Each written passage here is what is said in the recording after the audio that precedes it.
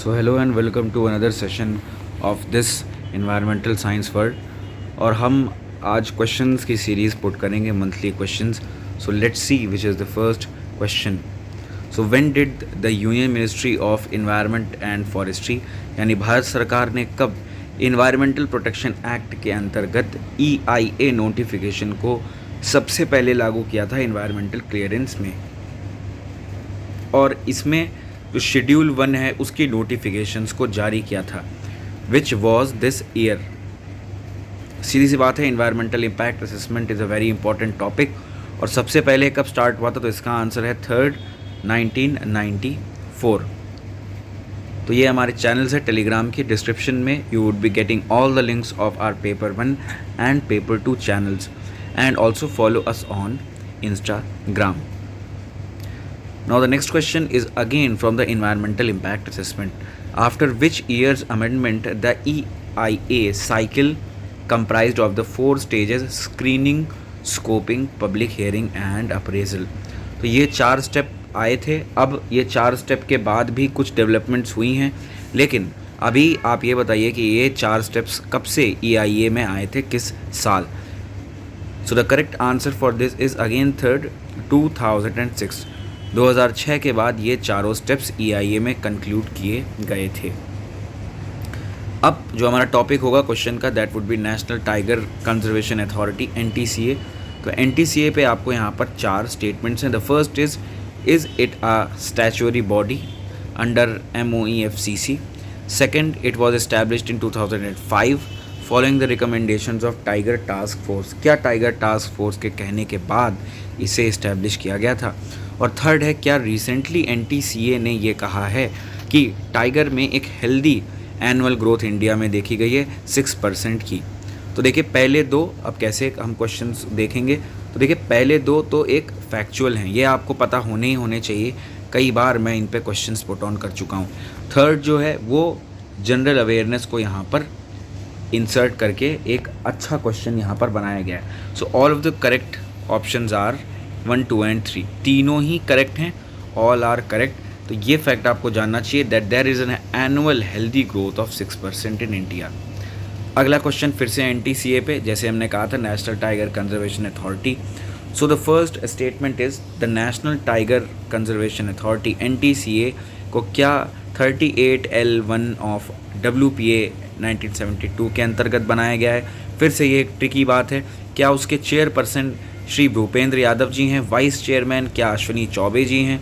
और L strips एक programme है जो कि ग्लोबल पोजीशनिंग सिस्टम को यूज़ करता है, जो टाइगर्स को हम कॉलर लगाते हैं, the collars put on into the tigers use this software.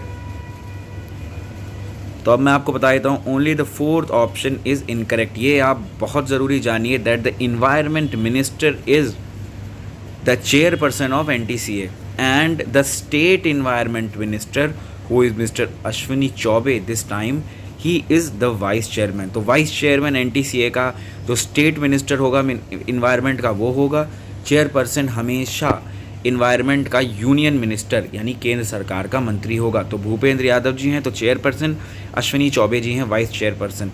ये सॉफ्टवेयर का नाम यहाँ पर गलत है। What is the correct name of this software?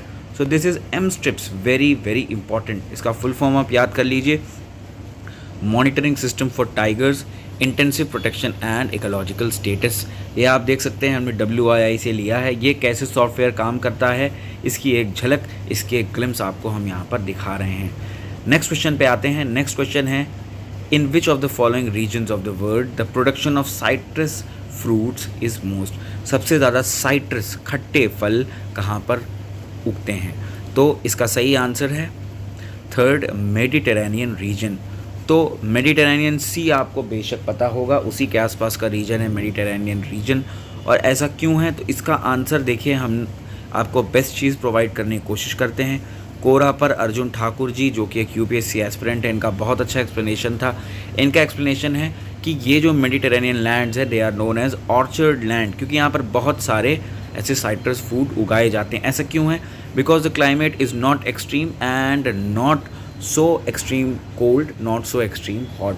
तो ये टेम्परेचर यहाँ पर बीच का रहता है, इसलिए यहाँ पर थोड़ा सा साइट्रस के लिए अच्छा वेदर हमें मिल जाता है। अगली लाइन है एक ऐसी लाइन जो कि सेम रेनफॉल के रीजन्स को जोड़ती है, इसे हम क्या कहते हैं? And this is known as isohyet. Third option है आइसोहेट। आइसोबार एक केमिस्ट्री का टर्म है, आइसोथर्म भी जो सेम टेम्परेचर होते हैं, आइसोहेलिन भी सैलिनिटी से कुछ रिलेटेड है।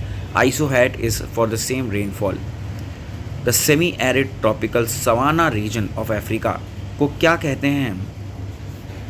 The correct answer is third Sahel reason.